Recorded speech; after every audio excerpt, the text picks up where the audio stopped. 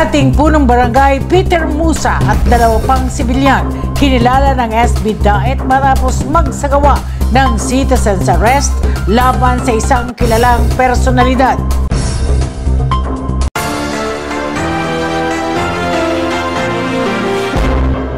Kinilala ng Sangguniang Bayan ng Daet ang umano'y kabayanihan ng tatlong individual matapos magsagawa ang mga ito ng citizen's arrest laban sa isang suspect ng aktong gagawa ng krimen. Tao pong ito ay kilalang kilala, di ko na po babanggitin.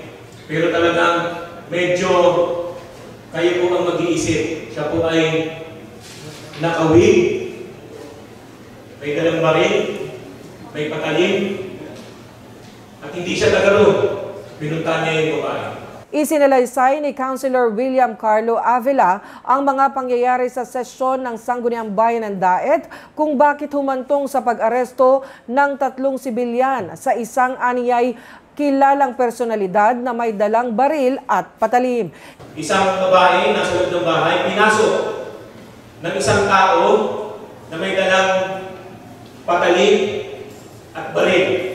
Nagsisigaw itong babae ito at narinig ng kanyang kapitbahay.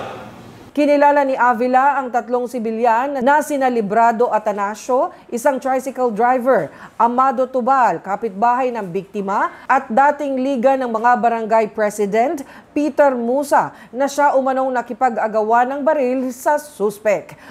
Nabigyan ng komendasyon ang tatlong tao ito.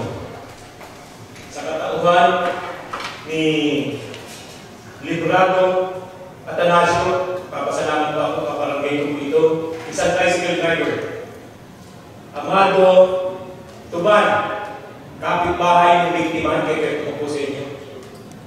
At yung kaibigan at kasamahan po natin dito sa Sangguniang Bayan dati, counterpart po ni Councilor Jeffrey Duguner, dating Liga President, Councilor Kapitan Peter Musa. Paliwanag ng konsehal na iligtas ang buhay ng babaeng biktima matapos itong puntahan ni Tubal nang marinig na sumisigaw. Una raw inakala ni Tubal na away mag-asawa ang nagaganap, ngunit ng kanyang silipin ay napag-alaman na hindi pala asawa ng babae ang pumasok sa kanyang tahanan at sa halip ay ang suspek na may dalang baril at patalim. Sa tulong umano ni Atanasio at Musa ay naaresto ang suspek at sa kasalukuyan ay nakapiit na sa Daet PNP. Nais ni Avila na magpasa ng resolusyon ang SB Daet upang bigyan ng komendasyon ang tatlong sibilyan sa kanilang ginawang citizen's arrest. Umaasa ang mga ito na marami pang mamamayan ang handang tumulong sa mga nangangailangan, lalo na kung gagawan ang mga ito ng krimen. Paliwanag ni Avila, sang-ayon sa batas ay maaaring magkaroon ng warrantless arrest at maaaring sibilyan ang gumawa ng pag-aresto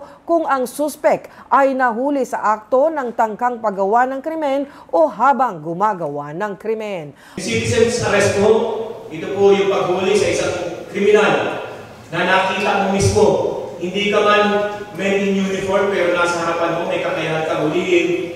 Hinuli mo yung tao yun dahil ito ay nagkasala.